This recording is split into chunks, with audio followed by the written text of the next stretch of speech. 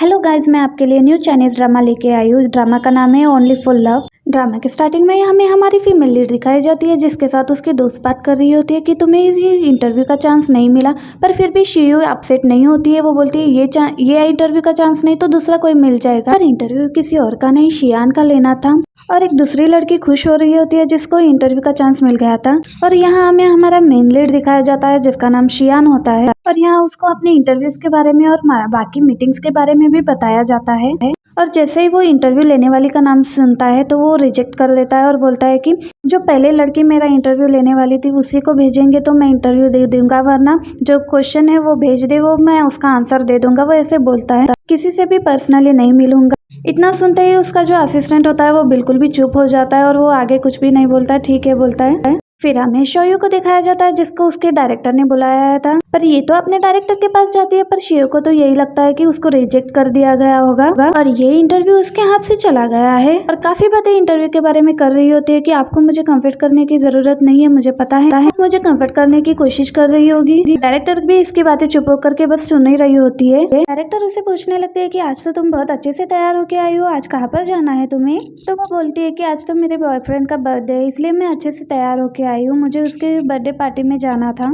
और हाँ, मुझे शियान का इंटरव्यू मिल जाता तो मैं उसके बर्थडे पर भी नहीं जाती, मैं इंटरव्यू लेने के लिए जाती, क्योंकि वो अपॉर्चुनिटी मेरे लिए ज़्यादा इंपॉर्टेंट है। ये बातें सुनने के बाद वो उसे बता देती है कि तुम सिलेक्ट हो चुकी हो, तुम्हें ही शियान ने इस इंटरव्यू के लिए सिलेक्ट कर लिया है। और वो तो काफ़ी खुश हो जाती है और कहने लगती है कि मैं तैयारी वगैरह करने के लिए जा रही हूँ। तो वो उसे रोककर पूछने लगती है कि तुम्हारे बॉयफ्रेंड का बर्थडे का क्या होगा? तो वो बोलती है कि उसका बर्थडे भी फिर कभी मना लूंगी, उसका बर्थडे हर साल तो मैं मनाती ही हूँ, और अगर एक बार नहीं मनाऊंगी तो क्या हो जाएगा। ये कहकर वो वहाँ से चली जाती है। और यहाँ हमें शियान दिखाया जाता है, वो एक मीटिंग में जा रहा होता है। मीटिंग में जाने से पहले वो बाहर खड़े होकर देखता है कि कौन कैसे बैठा हुआ है। तो इसका अपना होता है और दो लोग दूसरी कंपनीज के होते हैं। एक तो बिल्कुल अकेला बैठा हुआ था और दूसरा वाला उसकी कंपनी के आदमी से बात कर रहा होता है। ये देखकर वो अपने एम्प्लॉय को कहता है कि मुझे 2 कोल्ड ड्रिंक्स ला दो। और इधर हमें शियो दिखाई देती है, पीसी के सामने बैठकर शियान की तस्वीरें सर्च कर रही होती है। और यहाँ उसे स्टमक पेन भी हो रहा होता है। वो कॉफी पीने जाती है लेकिन उसकी फ्रेंड रोक के उसे दूसरा ड्रिंक दे देती है, लेकिन वो पिक सर्च करने में रहती है कि कहीं पर तो उसकी पिक मिल जाए, उसके फेस का पता चल जाए। पर उसको कोई भी पिक नहीं मिलती है, जो भी पिक मिलती है वो क्लियर नहीं होती है, जिससे उसको पूरे फेस का पता नहीं चलता, उससे उसको हाफ ही फेस उसका नजर आता है। अब वो तो यही सोच रही होती है मैं उसको पहचानूंगी कैसे, वो इतना एक्टिव भी नहीं है, किसी सोशल मीडिया के सामने आता है, ना ही कोई पिक अपलोड करता है। इधर शियान भी कोल्ड ड्रिंक लेकर अंदर आ जाता है। जैसे ही वो अंदर आ जाता है, दूसरी कंपनी का सीईओ उसे हैंडशेक करने वाला होता है, पर शियान तो उसे फुल इग्नोर कर देता है। पास में बैठे लड़के से बातें करने लगता है, यहाँ तक कि उसे कोल्ड ड्रिंक भी ऑफर करता है, साथ में उसके साथ पी भी रहा होता है। उसके साथ थोड़ी बहुत बातें करने के बाद अपने असिस्टेंट से कहता है कि इसे दूसरे रूम में ले जाओ, मैं इसके साथ बाद में बात करूंगा। ना कहकर उसे वहां से भेज देता है और खुद उनके साथ बात करने के लिए वहां पर बैठ जाता है। और वो बताता है कि मैं तुम्हारे डैड का बहुत अच्छा दोस्त हूँ, मैंने और तुम्हारे डैड ने बहुत सारे कंपनीज एक साथ काम किए हैं, हमारे डैड ने तुम्हारे सामने मेरा नाम तो जरूर लिया होगा। वो बताता है कि जी हाँ, मेरे डैड ने आपका नाम जरूर लिया है। ये बात सुनते ही वो दूसरा आदमी बहुत खुश हो जाता है, लेकिन उसकी खुशी ज्यादा देर तक नहीं रहती। शियान कहता है कि आप मेरी कंपनी के साथ काम करना चाहते हैं तो मुझे उसका प्रॉफिट भी होना चाहिए, ना कि आपको रखने का नुकसान हो, क्योंकि ये एक कंपनी है, ना कोई चैरिटी ऑर्गेनाइजेशन।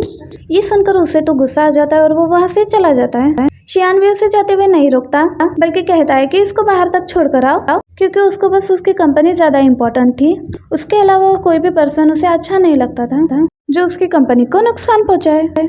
अब शियान दूसरे पर्सन को जो इस रूम से दूसरे रूम में भेजा था उसके साथ जाकर बात करने लगता है, यहाँ तक कि उसके साथ काम करने के लिए भी तैयार हो जाता है। वो तो खुश होकर वहां से चला जाता है।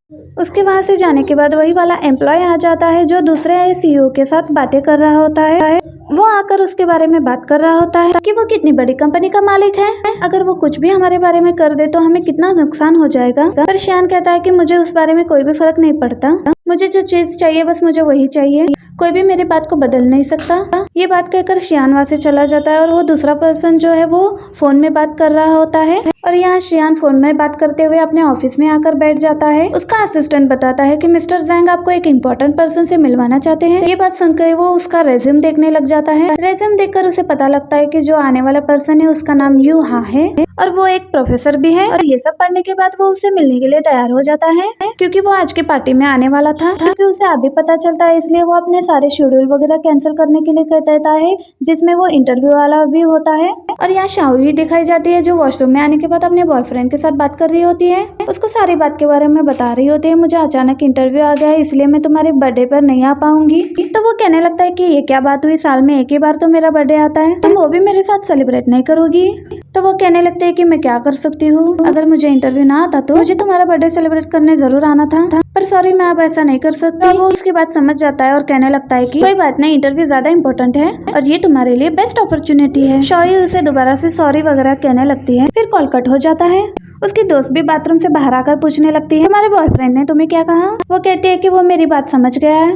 ये बात सुनकर उसकी फ्रेंड कहने लगती है तुम्हारा बॉयफ्रेंड तो बहुत ही ज्यादा कूल है, वो ज्यादा चिपकू टाइप का नहीं है जो तुम्हें हर जगह पर जाने के लिए रोके, बल्कि वो तुम्हारी बात को समझता है।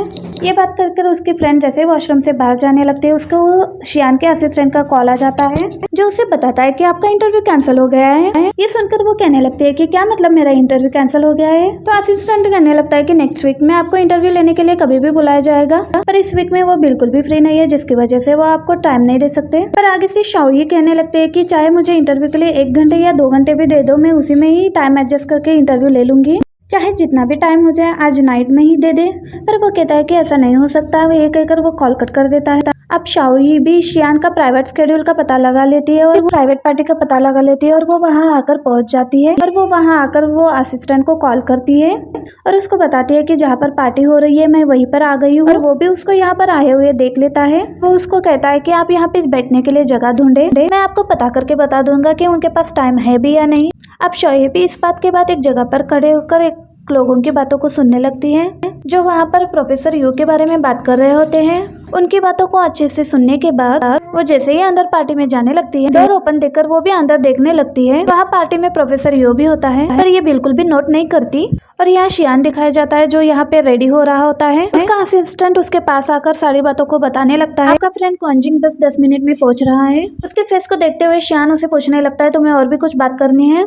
तो वो भी शाओई के बारे में उसे बताने लगता है। वो यहाँ पर भी आ गई लेकिन मुझे नहीं पता उसे आपके प्राइवेट शेड्यूल के बारे में कैसे पता चला, और वो चाहते हैं कि आप उसे इंटरव्यू दे दे। तो शियान कहने लगता है कि मैंने बोला तो था कि मेरे पास टाइम नहीं है, क्या तुमने उसे इस बारे में नहीं बताया। वो बोलता है कि मैंने उसे इस बारे में बताया तो था लेकिन वो फिर भी यहाँ आ गई।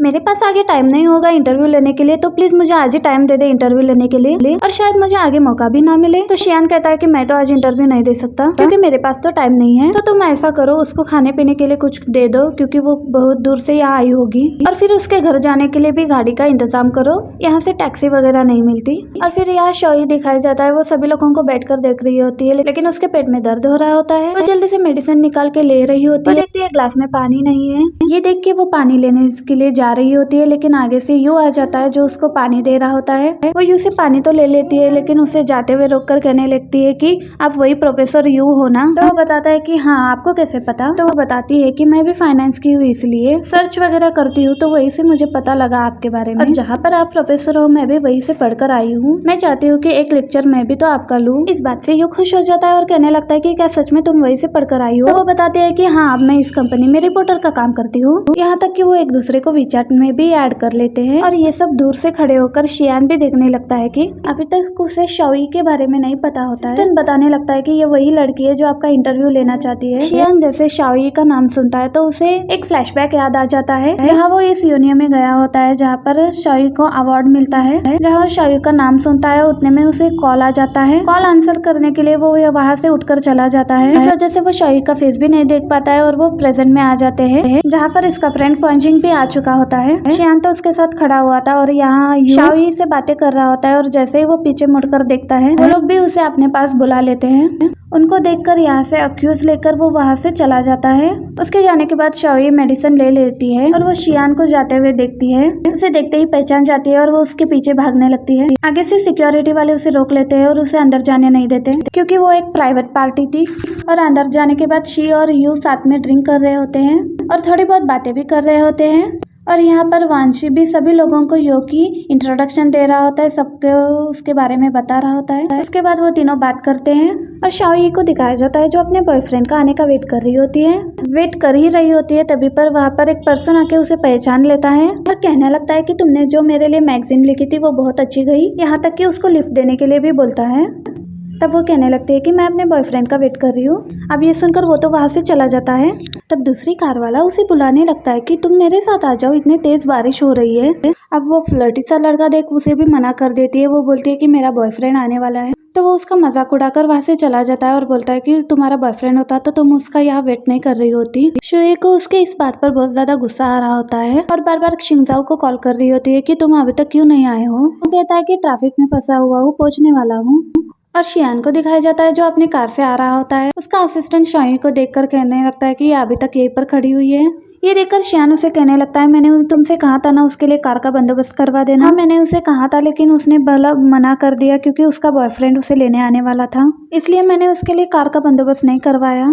तो शियान यहाँ पर बोलता है कि ठीक है, चलो अपनी कार को साइड में लेकर जाओ। ये जैसे ही कार साइड में लगाते हैं शाओई को लगता है फिर से कोई लिफ्ट देने वाला आ गया है। कार को देखते ही शाओई बोलने लगती है कि मुझे पता है बारिश तेज हो रही है, मुझे तुम लिफ्ट का पूछने वाले हो, लेकिन मेरा बॉयफ्रेंड आने वाला है। इतना बोलने के बाद वो कार की तरफ देखती है तो विंडो नीचे होने के बाद उसे पता चलता है कि वो शियान है। उसे देखने के बाद वो बिल्कुल शॉक हो गई कि वो उसने ये क्या बोल दिया। ये सुनने के बाद शियान भी वहाँ पर नहीं रुकता, वहाँ से चलने के लिए बोल देता है। असिस्टेंट शियान को समझाने की कोशिश कर रहा होता है। वो काफी ज्यादा थक गई होगी ना बारिश में खड़े हो होकर, और देखो कितनी प्यारी भी थी, और थोड़ा गुस्सा भी आया होगा इसलिए उसने ऐसा बोल दिया होगा। उसकी बातें सुनकर शियान बोलता है कि अच्छा वो तुम्हें इतनी प्यारी लगती है और उसकी तुम्हें बहुत ज्यादा फिक्र हो रही है ना, तो एक काम करो, तुम असिस्टेंट का काम छोड़ दो, गॉसिप वाला काम चालू कर दो। ये सुनकर वो कहने लगता है कि नहीं, मेरा ऐसा कोई मतलब नहीं था। ये बातें उनकी चली रही होती है कि असिस्टेंट देखता है कि शुई को उसका बॉयफ्रेंड सच में लेने के लिए आ गया था। ये बात वो शियान को भी बताता है कि वो सच बोल रही थी, उसका बॉयफ्रेंड सच में उसे लेने के लिए आ गया है। मुझे नहीं पता था इतने प्यारी लड़की का भी बॉयफ्रेंड हो सकता है। शाओई जो जाओ के साथ बैठकर जा रही थी वो उसे पूछने लगती है कि तुम्हारी पार्टी कैसे रही। तो वो कहता है कि मेरी गर्लफ्रेंड नहीं थी तो मेरा बर्थडे कैसे गुजर सकता है। तो ये उसे पूछती है कि तुम्हारे साथ बर्थडे पर कौन था। तो वो कहता है कि गेस करो कौन हो सकता है। तो वो उसके फ्रेंड का नाम लेती है। तो वो कहती है कि वो काफी अच्छी परफ्यूम लगाता है, मुझसे पूछ कर आना, हम तुम्हारे लिए वही ले लेंगे, तुम पर भी वो परफ्यूम सूट करेगा। जाओ के फेस से ऐसा लग रहा होता है कि वो कोई ना कोई बात छुपा रहा होता है, पर फिर भी शोई का घर आ जाता है तो वो उसके गाल पर किस करके वहां से चली जाती है घर के अंदर। जैसे ही वो घर के अंदर जाती है जाओ कॉल अटेंड करता है जो उसे बार बार कॉल आ रहा था। कॉल अटेंड करते ही उसे एक शॉकिंग न्यूज़ मिल जाती है जिसे वो सुनते ही वो वहाँ से जल्दी से चला जाता है। और शाओई भी घर में पहुंचने के बाद अपने मोबाइल को ढूंढ रही होती है जो उसे कहीं पर भी नहीं मिलता है। वो सोचती है कि जाओ के घर में रह गया होगा, यही पता करने के लिए वो अपने लोकेशन को चेक करती है और देखती है कि वो जाओ तो हॉस्पिटल की तरफ जा रहा है और वो सोचती है कि क्या उससे बीमार है वो, या उसका कोई एक्सीडेंट तो नहीं हो गया। ये देखते ही वो जल्दी से वहाँ से हॉस्पिटल के लिए निकल जाती है घर से। वो यहाँ पर जल्दी से हॉस्पिटल की तरफ पहुँच जाती है और वहाँ एक कार से टकरा जाती है और यहाँ पर वो हॉस्पिटल के पास आती है तो वो देखती है कि जाओ किसी और लड़की के साथ आ रहा है। वो सोचती है कि वो उसकी फ्रेंड होगी, पर जब वो आगे जाके देखती है तो वो देखती है कि वो दोनों एक दूसरे को किस कर रहे होते हैं और यहाँ पे उसे शॉक लगता है और उसके हाथ से अम्ब्रेला गिर जाता है और वो वहाँ से टैक्सी पकड़ के अपने घर के लिए निकल जाती है और उसका दिल टूट चुका होता है, वो बहुत रो रही होती है। और यहीं पे हमारे फर्स्ट पार्ट का एंड हो जाता है। अगर आप इसका पार्ट 2 देखना चाहते हो तो वीडियो को ज़्यादा से ज़्यादा लाइक करना ताकि मैं आपके लिए पार्ट 2 भी लेके आऊँ। Okay, bye bye.